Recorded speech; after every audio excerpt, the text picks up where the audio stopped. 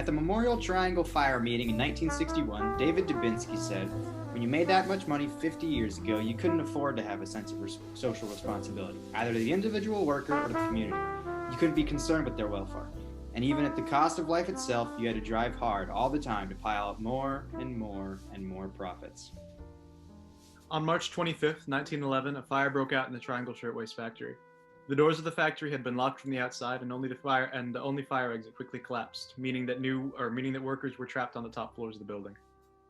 146 workers died in the fire, most of them young Italian and Jewish immigrants, making it one of the deadliest industrial disasters in U.S. history. The factory took advantage of all the modern accommodations spurred by the Industrial Revolution. They used the newest machinery and made the most progressive goods. Workers there sewed shirtwaists, more modern and comfortable than the Victorian corsets. Everything about the factory built a shining image of industrial and social progress. But inside the factory lurked the birth of workers' oppression. Their working conditions, hidden from the outside world by a veneer of progress, led to the death of 146 innocent, unrecognized women, children, and men. The Triangle Shirtwaist Factory was a part of the burgeoning industrial textile industry in the U.S. From 1880 through to 1920, the U.S. saw an unparalleled wave of European immigration. The Triangle Fire helped early America realize the hardship of immigrant life, which had gone mostly unnoticed or was actively tread on. But why? Immigrant communities who retain much of their native culture face discrimination and xenophobia from their fellow Americans. Living with people from countries like their own, many hope to escape hostility and anti-immigrant attitudes. Large cities saw the birth of consolidated immigrant communities who were there to stay. Looking at American attitudes to unnaturalized immigrants gives us a window into their experiences. Immigrants, new arrivals to a foreign environment, were marginalized and disowned, even by President Theodore Roosevelt himself, who said that any man who says he is an American, but something else also, isn't an American at all. We have room for but one flag, the American flag. We have room for but one language here, and that is the English language. This brings us back to the Triangle Shirtwaist Factory. Factory owners like Blanc and Harris, owners of the Triangle Factory, and immigrants themselves, inadvertently exploited immigrant workforces who, as you discussed in class, were simply willing to work for less. Fresh off the boat and non-English speaking for the most part, young immigrant women employed in the Triangle Factory had been given no other option. Higher education remained mostly inaccessible for most women, not just immigrants or their children.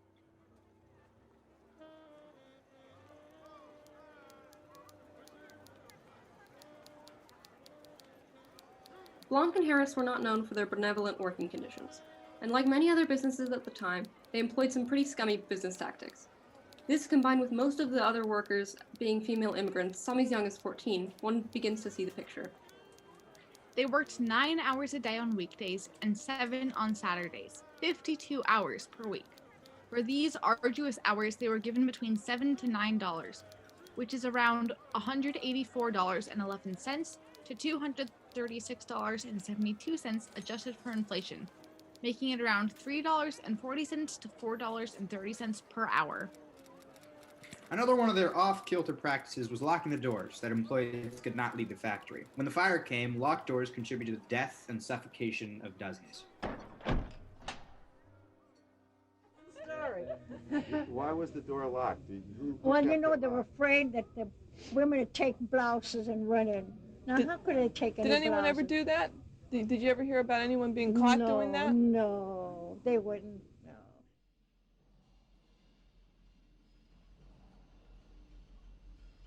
Something else to add to the list of safety and health concerns was the amount of working elevators that traveled through the factory's crowded floors.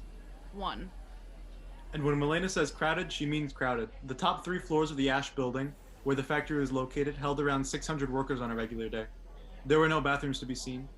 These health and safety concerns were well known. However, due to large amounts of corruption in the New York government, no action was taken. Additionally, the factory floors were filled with dangerously ill-equipped machinery, which made workplace injury a constant worry among employees, however familiar they were with their machines. From a young age, workers were forced to build confidence with these machines, or lose a hand in the process. We were thinking of working. We never thought of anything else. You just thought of work. I know. We had to work. We had to do so much anyway, see? Well, I only done tucking, that's all. That was easy. Uh-huh. Yards and yards of tucking. It'd go in the basket, in the bed. It was very nice. We enjoyed it. We were all, my friends, we were all together, We had a good. Did they train you to do that when you first started working at the shop? Did they train you to do tucking? Well, I knew the machine. Oh, you knew the machine already? Yeah, I know. We knew the machine. Oh, yeah. It was very nice. We just press and it go, that's all. It was very nice. Nothing to it. Just press the pedal and then we'd go. The machine would go. We had yards and yards of tucking. Oh, my God. That's where the cutters got all that stuff and they were cutting there, see?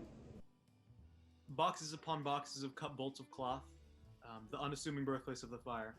Many worked too constantly to pay any attention to the risk under their noses.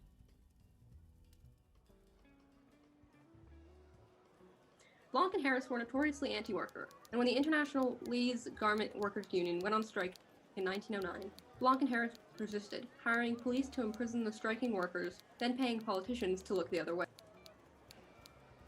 Also on this scummy behavior list may be arson and insurance fraud. Before the Triangle Shirtwaist Factory, they had 4 other factory fires at various other locations. It is probable that they burned their own factories in order to collect insurance, which was $400 per dead. Later, they would give $75 each to the families of the dead. This may have been the reason that they did not install sprinklers into the Triangle Shirtwaist Factory.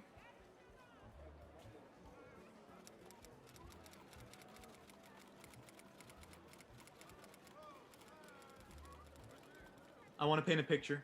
You, a non-English speaking immigrant, young and left out from most pictures of America, want to find work. They pay you little, pennies a day, enough for bread and milk only on Sundays. You live with your family. You want better for them. The union for your industry promises better wages and more working time, and your employers lobby against it. They install thugs to intimidate union workers and start their own to discourage you from joining the union, fighting for your rights, not as an immigrant or as a worker, but as a person.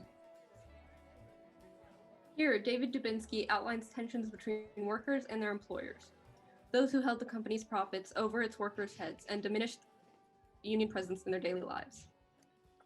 So Triangle made a company union to keep its workers from joining the ILGWU. And when they did join the IGLWU anyhow, the company fought them until the workers went out on strike.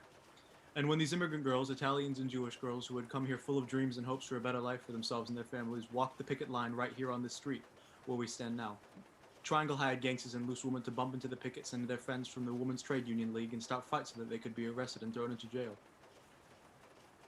When everything about the way you work, the way you live and survive in your own city is left to the whims of people above you, you feel helpless, trapped behind the locked doors of a textile factory.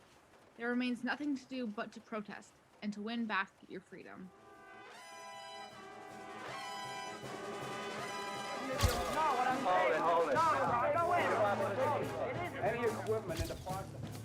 Outrage flew across the rooftops in New York City after the fire as news of the tragedy, and Blanc and Harris's repute for manslaughter spread through the city.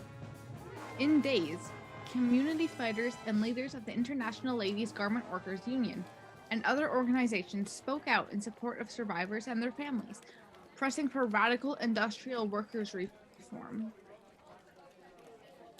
Work done by revolutionary safety protocols made fire safety and awareness more accessible than ever before.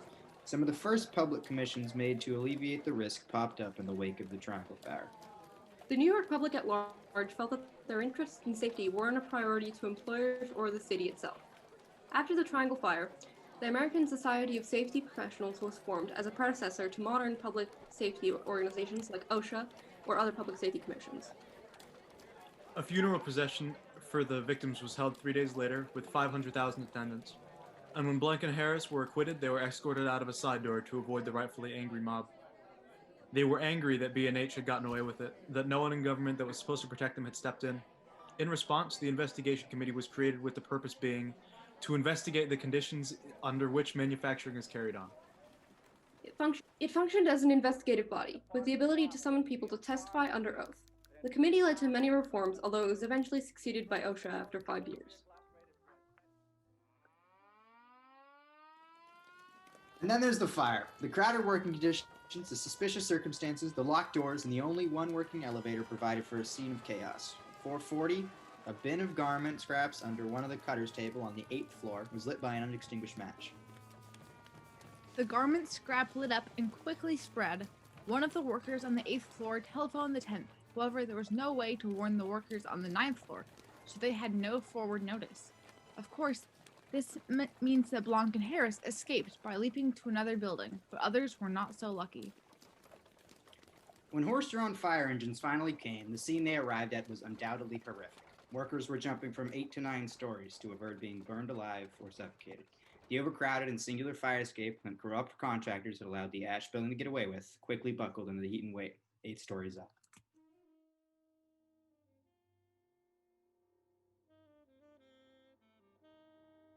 Pauline Pepe, a survivor of the fires, looks back on the Triangle Factory and her fellow workers with a heavy heart.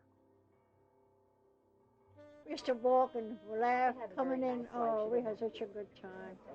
That was a terrible thing. And when we got down, we saw the 3 flights burning. I says, for good, were we up there? We couldn't imagine.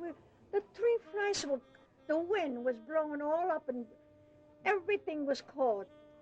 From one, 2, 3, the 3 flights, so office and everything were burning. Oh my God, we never thought we were up there. We were all very nervous and crying. My God, I was cold. I had no coat or nothing. So man was very nice. He took us in the car. We asked where we're going. So you didn't stay there. You went straight home. Oh, as straight soon as home. They were glad to take us home. The firemen, sure. The people, all bodies. Oh, it was terrible. We got sick. The men took us away right away. You know, some of them went down with those, those little glasses. Yeah, the lights. They went right through that. Can you imagine? And you saw that?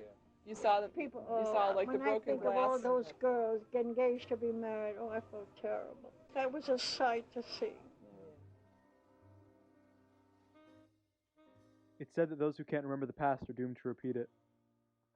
To end out this podcast, Eleanor Roosevelt gave a commemoration to the survivors of the fire and their families, and gave us advice as to how we can take lessons from the Triangle Fire and bring them to our daily lives.